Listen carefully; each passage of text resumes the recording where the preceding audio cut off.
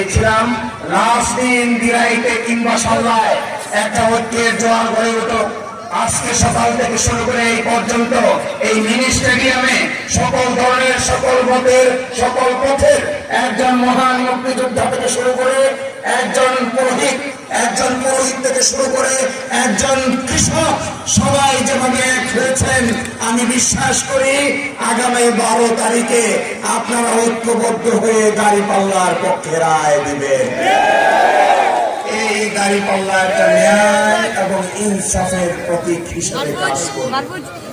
আপনারা আমরা একসাথে হয়ে 12 তারিখে যদি আমি আপনাদের সমর্থনে, অধিকাংশ মানুষের সমর্থনে নির্বাচিত হতে পারি, ইনশাআল্লাহ 13 তারিখ থেকে দিরাই এবং সাল্লায় নতুন রাজনৈতিক সংস্কৃতি দেখতে পাবেন।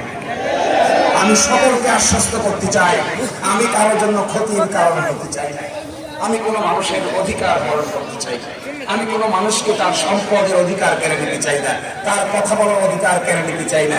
আমার লাস্ট কথা, যদি 12 তারিখে আমরা ঐক্যবদ্ধ হই, আমার ধারণা এই 12 তারিখে ঐক্যবদ্ধ হওয়ার পর যে পরিবেশ তৈরি হবে, এই পরিবেশের পরে 300 আসনের মধ্যে দিরাই সাল্লা থেকে মানুষ নতুন উন্নয়নের রোল মডেলের শিক্ষা নিতে বাধ্য হবে। সকলে ভালো থাকবেন, আমাদের জন্য দোয়া করবেন, আর দেখা হবে না, আপনাদের সিদ্ধান্ত আপনারা নেবেন। Thank you.